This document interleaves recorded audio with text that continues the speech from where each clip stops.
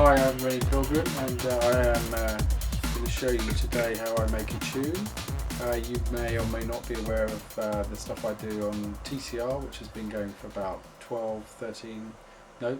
15 years, and I make breakbeat because I like beats and dirty, filthy bass lines. I'm going to take you through how I actually go about sourcing beats and stuff, which I grab my beats from anywhere, sample CDs, other people's records, you name it. It's like if I hear a beat that I like and it's on its own, I will have it.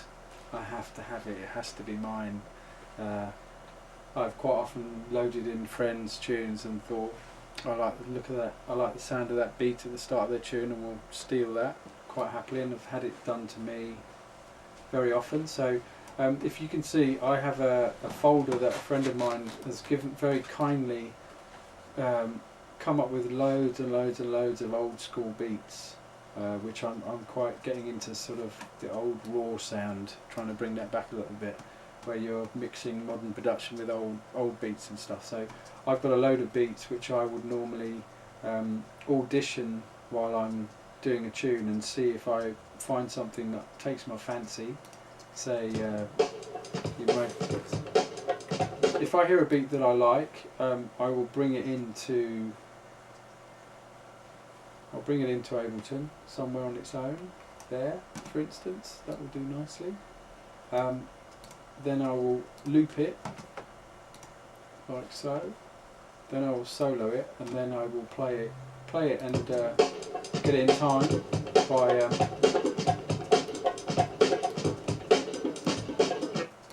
Isolate a small part of it. So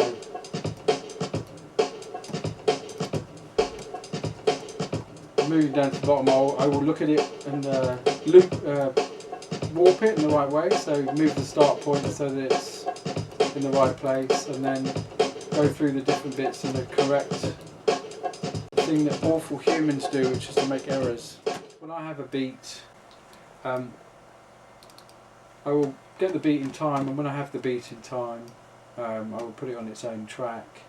And then what I like to do these days is, for instance, the beat below it, I like to kind of mix stuff up and employ a bit of randomness by grabbing bits from one beat and moving them onto the channel of the other beat, so that you can get a real hybrid break where it's several different beats playing but not at once, so that you can get some interesting edits and stuff. And when I have a pattern that I like the sound of, I then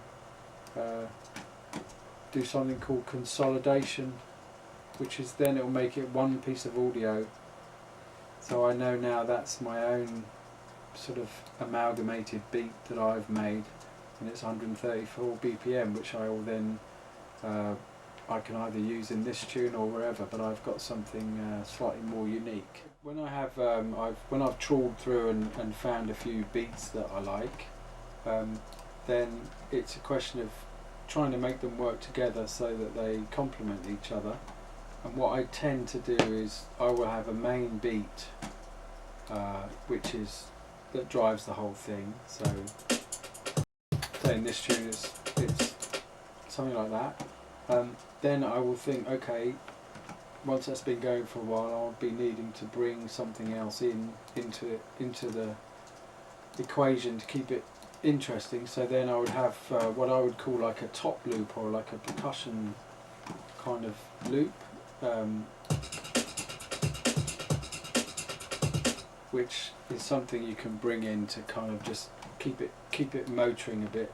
I would probably end up having a kick as well, because often, like real breaks, the kicks aren't quite fat enough. So I've got a kick there which for my shame, I actually stole from a friend of mine who did a remix for me, and I actually stole the kick drum that he spent several hours making perfect, which again I do thoroughly recommend that if you hear something that sounds good, then take it. He's Italian, and he's got like he reckons he's got mafia connections, but hey, what are you gonna do? So yeah, so my the way that I would get these tracks to, I'll switch over to the other part of Ableton. The way I'd get these tracks to work with each other is the main loop would be flat and the kick would be flat, but then for instance with say some of the other beats I would normally do a bit of EQing for at least while I'm working on the arrangement. So I would normally get the EQ, and I would EQ out the bottom end of any loops or beats that aren't the main loops, or the if it's anything you don't want the bottom end coming through, because otherwise that can sound messy. You need to be able to play a breaks tune next to a house tune without suddenly feeling like there's no kick on it and stuff, but you can get too anal on it. I mean, I don't like the over-programmed stuff too much, because most of it is fairly simplistic, whereas the reason I like breaks is that it's being powered by normally a drummer who's going to come up with more interesting rhythms than some guy sitting in his bedroom. This basically shows the tracks I've got going on and the levels and stuff. Because I write in Ableton, I'm a great believer in trying to keep things fairly simple and build it from, so I would have, say, let's see, 3 or 4 different rhythms going on, and then I would have to be thinking about the all-important bass, which as far as me personally, I would either get the bass from somewhere. If it's more of a live sounding track, then I would play the bass guitar into it, or if it's something with a lot of bottom end, normally if I'm working Ableton, I would get, at the moment I've got a couple of Novation keyboards that have got good basses on. There's the Zio and there's the X25 and the X49, so I quite often I'll be making noises on there, and I will be playing stuff into Ableton, normally on my laptop where the track would start off, and so I would play the bass line in.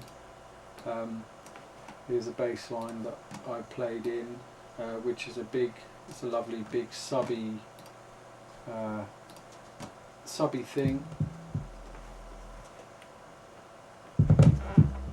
and once I've played it in, not that I ever make any sort of rhythmic errors, because everything I play in is obviously absolutely perfect all the time, but if for some reason someone came in and changed the timing while I was out, again, using the warp stuff means that you can keep stuff live, but if there are errors, or if you need to change whether it's behind the beat or ahead of the beat, that's what it's for.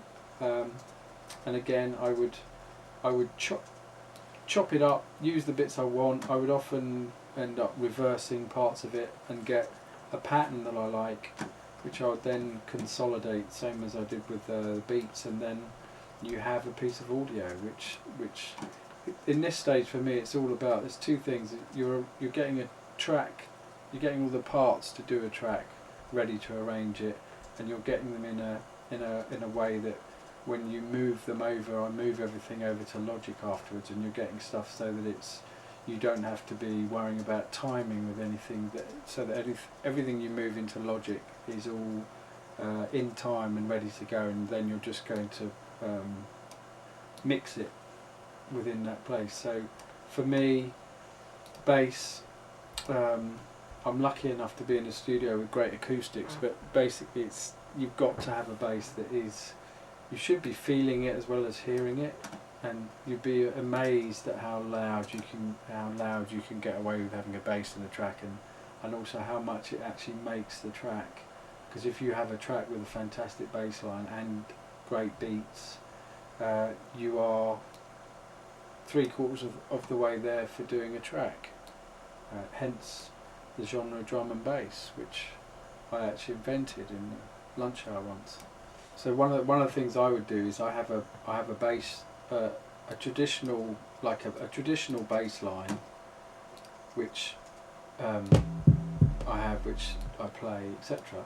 Now, one of the great things using Ableton is that it enables you to come up with new things by, for instance, if I grab part of that bass line and it's now its own bit of audio, and I will do things like take that part of the bass line and then reverse it, for instance, or I might reverse it and I might also pitch it up or down, and so I'll come up with something completely different to what I played in as a human, come up with a new bass noise, and which might end up becoming the bass line itself. So you play, I'm into playing stuff in live, but then chopping it up, rearranging things, and then what you come up with after that is something that you would never think of playing. But so I would just see these as individual bits of sound that I can manipulate. And like I said, with Ableton, the great thing is you could repeat something several times and change the transposition of it. So you could, the last single I did, I made a bass line just by getting one bass noise and copying it over and changing the pitch of it and making your own bass noise out of just one noise, which is quite a nice way of working, and all the time within this program you can be moving things around so that the timing's okay. When I first started cutting records, there was a great mastering place called Porky's in London, and there was an engineer there called Paul Solomon, who said obviously any form of EQing is a form of distortion. So you're saying the biggest thing that people would come with their tunes, and this was like in the early 90s when technology was very basic, but people would EQ a sound, whereas what they really needed was a volume problem. So people and you'll see people do it now. You'll EQ, you'll turn the mid-range up for a sound to bring it out in the mix, whereas really it might be that it's just too quiet in the mix. So the less you do that, if you're doing something like that because you want to do it creatively to make a mad noise, that's great. But if you're doing it because it doesn't quite fit, then often it might not be the right sound. Before I play anything in, I will have beats, and I will be on a keyboard and I will be jamming along, going through presets, making a noise, maybe getting something. I don't care whether it's a preset or it's something you've made. If you make a noise, it's more rewarding, because also you know that no one else will have it. But you'd spend time making noises so that the noise already goes with the tune before you put it in there. So when you put it in there, I would even get it so the volume is about right as well, so that as you're getting the stuff in there, it should be as right as possible. And as far as when I'm at this stage, when I'm doing a rough arrangement, like once I've got bass and beats, then I need a hook. So then I'll be again going to a keyboard, finding sounds and finding something, whether it's chords or a melody or something that will go over the top of what I'm playing to kind of lift it, to make it something that if someone wanted to buy your tune, they could either hum it or describe it somewhere in a record shop. Assuming there will be record shops by the time this comes out. So there's something, a hook is what it sounds like. It's something that you can peg the track around, and it makes the track stand out from just being a good set of rhythms and good bass line. When I'm working Ableton, I don't use too much compression or EQs and stuff. I will do enough, because I will often play a tune out while it's still in Ableton to test it. But one of the things I found very useful is instead of using compression, that I will zoom in on whether it's a beat or a bass, and quite often there might be part of the bass line or something that's considerably louder than the rest of it.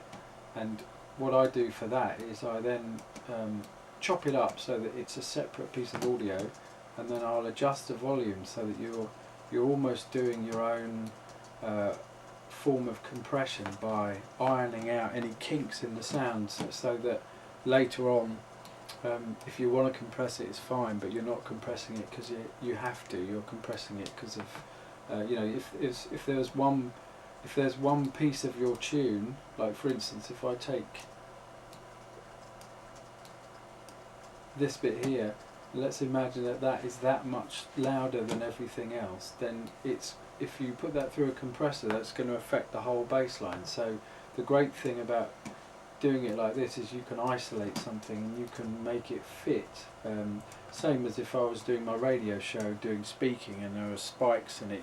You can adjust it all, and really that's what compression's doing anyway. But you can do it yourself beforehand, which I think what makes it sound often a bit better later on. The great thing is you chop it up, you make it smaller, and then when you consolidate it all, it's one bit of audio again. So what I do is I keep working on something, and then I'll make it. And same as in a beat, you might hear a beat and go, shit, that cymbal at the end is really loud. So you just go in and make that bit quieter, and then suddenly it fits with the tune, otherwise you might not have even used it. When I'm doing a hook, if I've got the bass line and the beats going on, then I will go select a keyboard and just start going through sounds and literally tweaking things, turning knobs, mucking around with it until I get a sound that I like. Then I will come up with some sort of riff or something that I find interesting, and same as the bass, I'll record it straight into Ableton in real time, and I will then correct it, and I will often, if you take this track, this is actually a collaboration with a friend of mine called Arthur Baker, who's a legendary New York producer, and he, when I was working on this, playing it to him, he got on to the Novation and just came out with almost like an old school piano line, and what we did with it is actually made it play backwards, which made it sort of a bit more interesting, a bit more unusual. So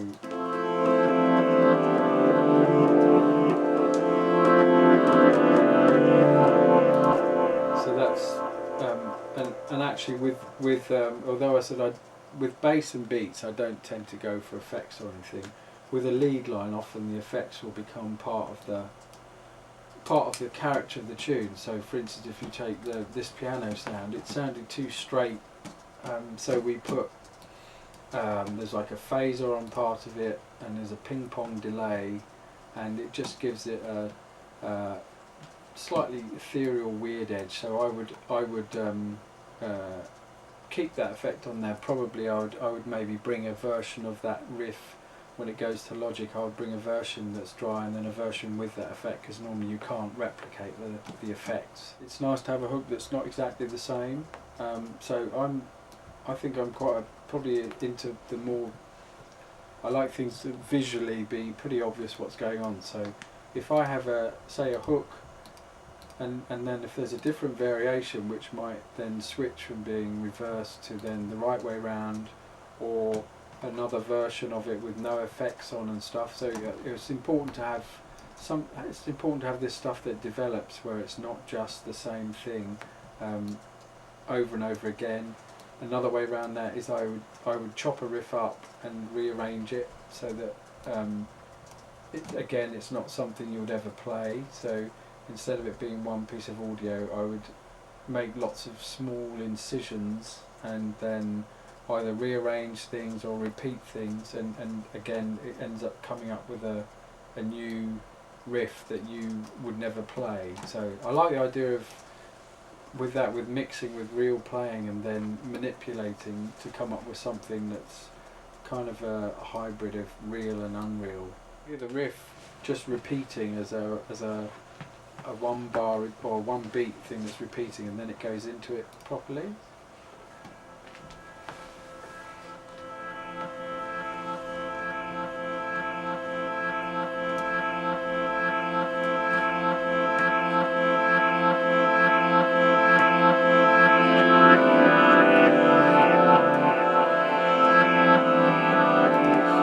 Also, you'll see that I would use the volume for. I like the volume controls in Ableton are pretty cool. So I would use things like volume here and stuff like that, which I would then record all those down as well quite often. So for instance, if you hear that lead, it's more of a chord. So I would come up with something higher up. I think tunes should have the whole spectrum from serious low down bass to always some sort of high frequencies as well. So I would then start to look for something and could well be a vocal. With this thing, doing this track, Arthur came up with that lead line, and then while I was working on it, he just found a 20-year-old sample from someone he worked with God knows how long ago that actually went with what we were doing amazingly, and he actually was sitting there on his laptop and then just triggered this thing, and it seemed to be in time and in key, which was, when that sort of thing happens, you just have to use it really.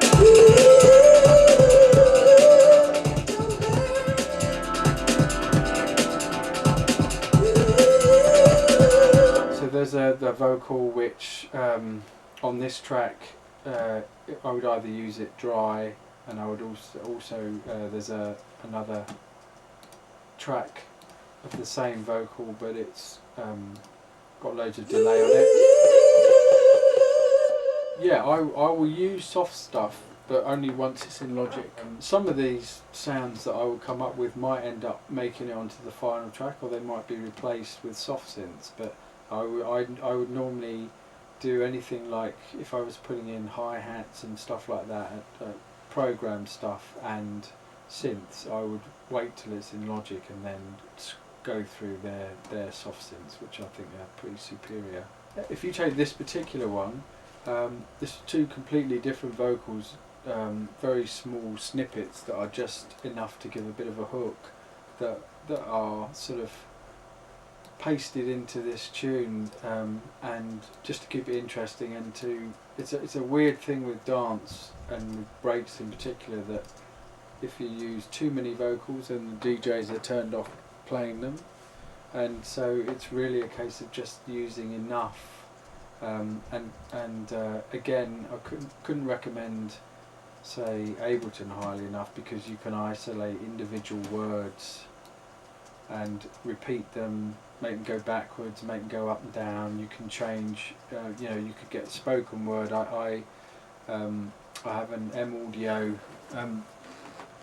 one of these recorders. I get samples from my travels, say like go to Japan and get sounds of trains and people talking and stuff, and I'll use those in tracks as either almost like glorified sound effects, or I'll get spoken words, chop them up, make them mean something else. You know, I like getting preachers off TVs ranting, and you can rearrange stuff and conjure up your own hooks via vocals, either as a rhythmic vocal or something else. So it's all part of the plot. I mean, most tunes I do will end up with some sort of vocal, because it just I just think it adds, well, it obviously adds a human touch. So I think also it in a cold-blooded commercial way, it makes it more possible for someone to actually buy a tune if there's some sort of spoken or sung word that they can understand as well. Yeah, when it comes to something like vocal,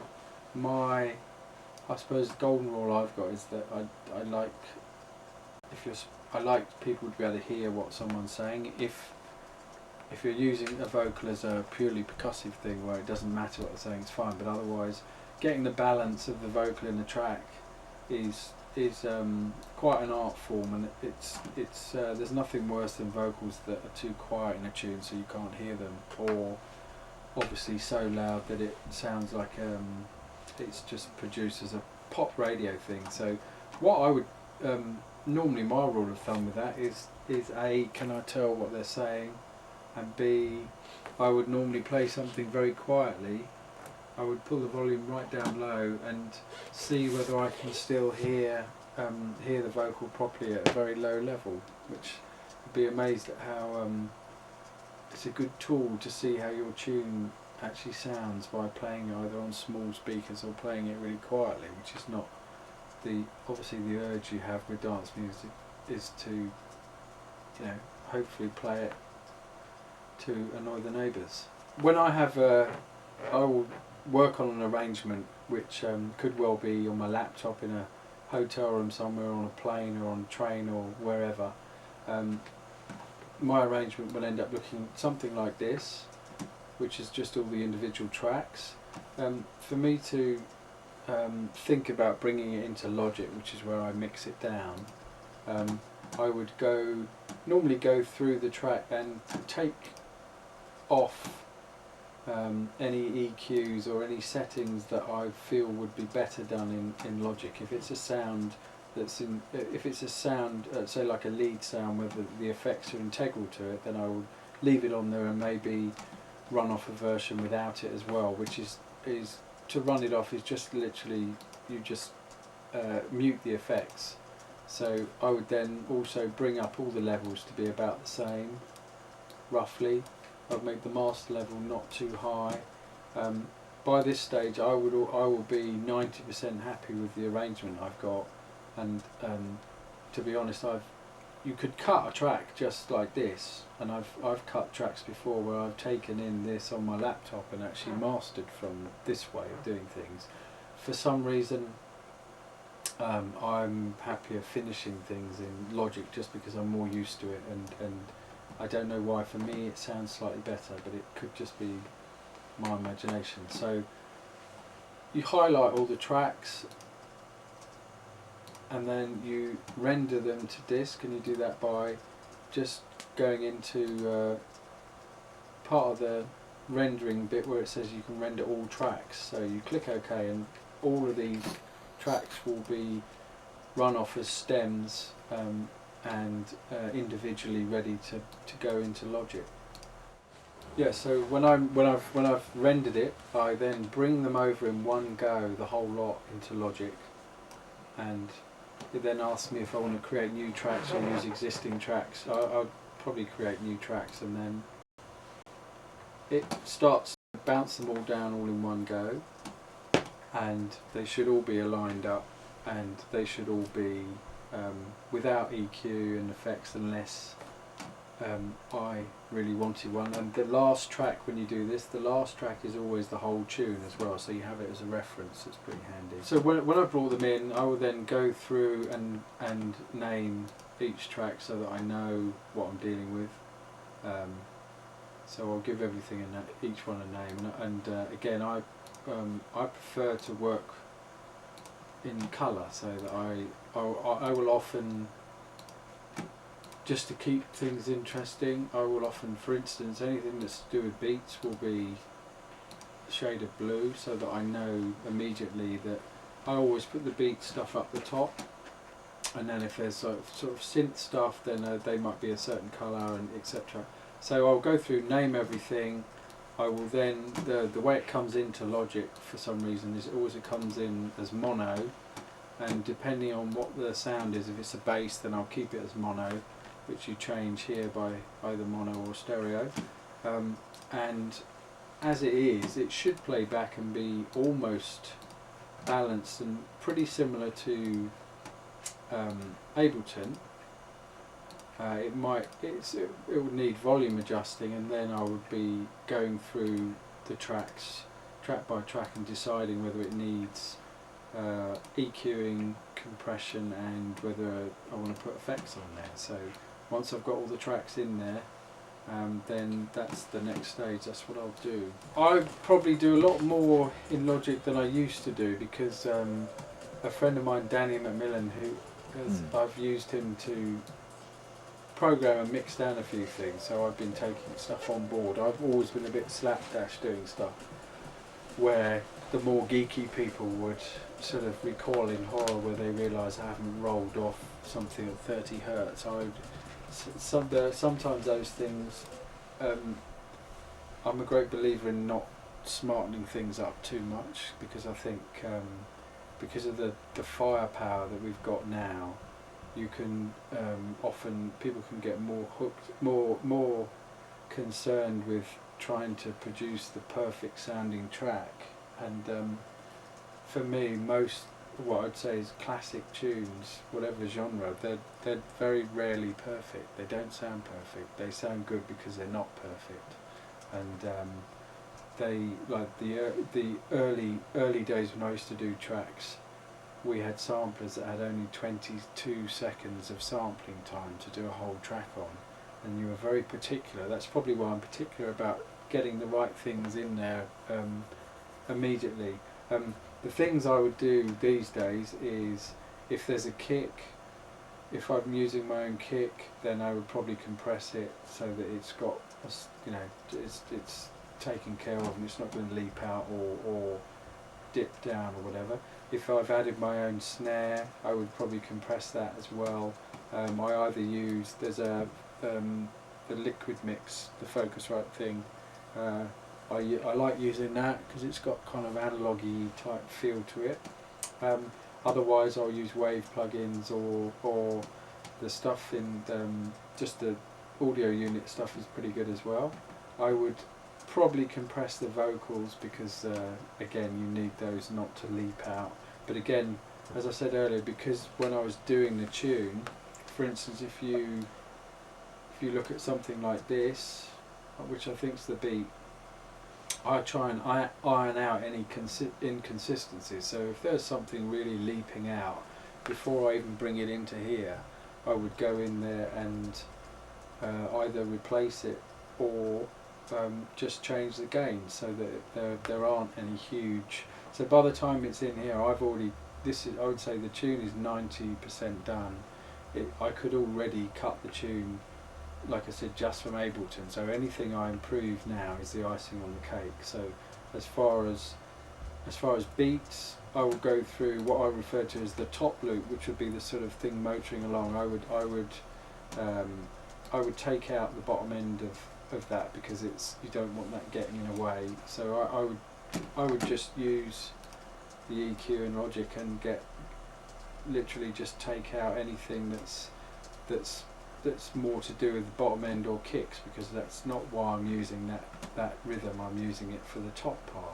Quite often there are sounds that I want to grunge up, and I would then go through to in distortion bit. The Bit Crusher is always an old favourite that you hear on millions of tunes. There's a very good guitar amp, which if you've got a guitar sound or a bass sound that you want to make sound a bit more authentic, then it's great to put that through here. Beats are great through here.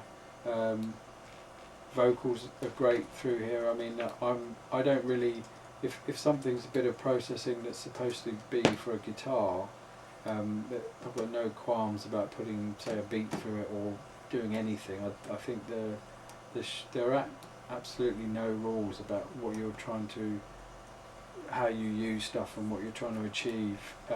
You can do it in any way you like. It's just really, you need to get great beats, a great bass, a hook, and quite often, for instance, putting a drum beat through something that's meant for a guitar gives it something a bit distinctive that will make it stand out. And that all important dirt, because I think I said earlier that everything is in danger of sounding very clean and clinical, whereas if it's just because it's electronic, it doesn't need to be perfect. Going through as far as plugins go, you can't beat. I mean, my experience in now making music and DJing is that people do love up crazy noises, and I think one of the most interesting plugins I've seen for a while is for beats is this innocuous looking thing called Super Trigger, which just makes your beats play backwards, reverse, slow down, and do lots of very random, fantastic things, and that can sound fantastic in a club. So I'll show you over the whole track, for instance.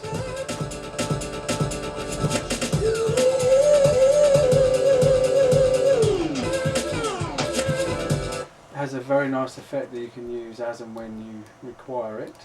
I would say if you were to hold a gun to my head and say, right, what's your favourite plugin at the moment, that one would be high, but it would be also the buffer override. That is another one, a great way of manipulating sound to very powerful effect. So again, hearing this over a track.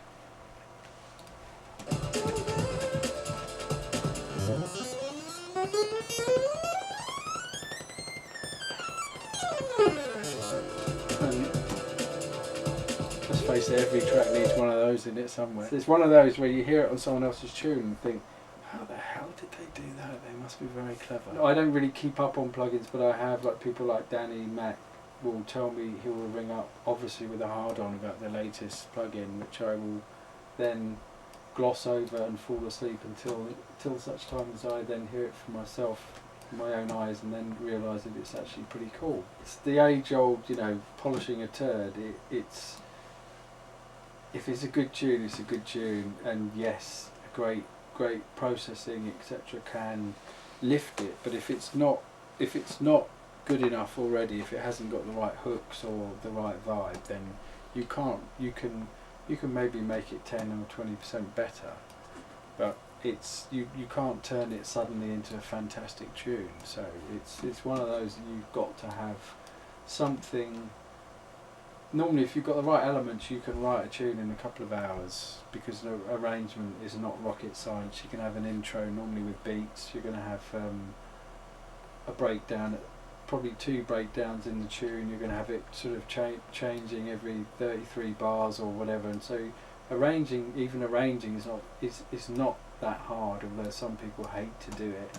But it's getting the right elements together, and knowing when you've got enough elements, and B, knowing when to stop. We were saying earlier, I have the same philosophy where if I have more than 16 tracks, then I think that I'm in danger of having too many things going on, because, you know, really you're looking at bass, a couple of drum loops, some percussion, couple of lead noises, a vocal, and a couple of effects, and you shouldn't really need more than that. So it's, you know, the idea of using up 64 tracks, I would say life's too short for that personally.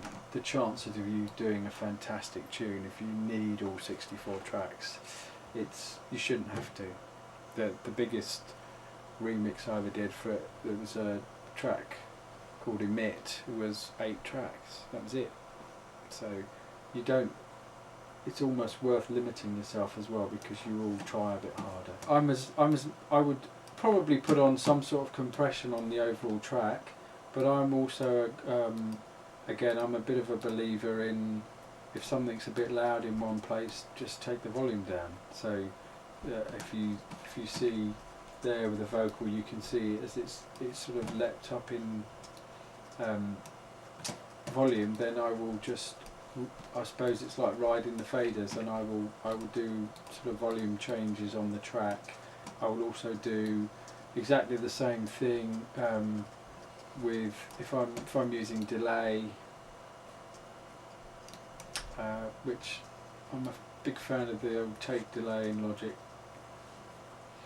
I don't feel like you've constantly got to be discovering new plugins or new things to do to things.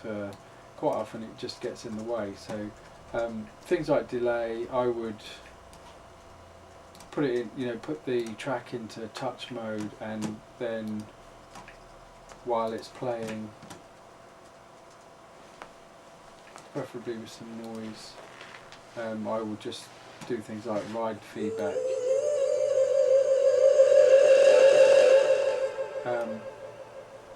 Make a mess of it probably, but then just redraw it as I want. So I normally just do a series of those where you do them by hand, and then again I would very rarely just draw everything in a straight line, because I prefer it to be slightly more random and not perfect.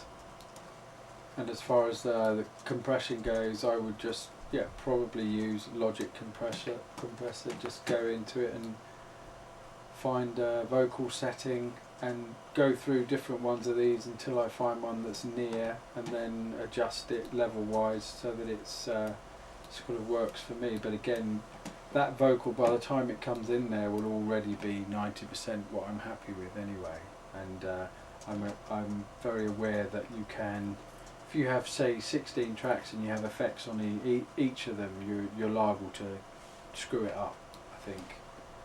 So I'm very much less is more. But it's like I've done collaborations when I had just say a big Mackie desk, and when it would all be split up through here, and I would try not to use too much EQing of anything, unless I would maybe do low cuts, but you'd work with someone and they'll go, right, we need to mix it down. And by the time you've heard it for a couple of days, it should be there anyway, because you're adjusting it while you're hearing it. So it is very much, I do stuff as it's going along. One of the important things for me is because I like to play everything out before I would master it. So for me, when I get the tune at the stage when it's ready to, I think, ready to be played out, then I will, really the only thing I'll do here is go to the, before I bounce it down, I will put the adaptive limiter, which just makes everything incredibly loud. It probably doesn't, it's probably adds a bit of distortion, and it makes it sound a bit less subtle. But for a club, if you want your track to sound loud, then you can put it through there, and you get a rough inkling of how it's going to sound as a finished thing, loudness wise. And I would definitely take that completely off before it was mastered, because mastering engineers like nothing worse than, there's nothing worse to give them a track that's been limited, because then they can't pick out any sounds, and it's a stupid thing to do, because they've got a lot more gear and ears for that sort of thing. Then my stage after that, when I've got when I have a bounce down version of this track, funnily enough, it'll then end up back in Ableton as part of my DJ set, where the track will be watermarked and prepared so that I can play it in my set. So it's kind of odd, because it means it started life in Ableton and ended up back in Ableton, where it will then be, I will be playing it out in part of my sets within Ableton. The final step for mastering is basically to record it down and then take it somewhere completely not in your studio, somewhere totally outside of your musical sphere, the car, or at home, or on the stereo, and play it there to hear it as a piece of music rather than a collection of sounds that you're analysing. So I think once you've put it on CD or just played it elsewhere, you listen to it as a piece of music, and it's rather than it being a project that you're working on. And I think the other very important thing to do once you've done that is to then A and B it as far as your mix down, A and B it with a track that's in a similar vein that you know sounds fantastic, mainly in a club, because that's what I deal with. So I would then put this into Ableton or on CD and go from this track backwards and forwards from this track with another track that I know that I think sounds great and works really well on the dance floor, so that you can see how close you've got.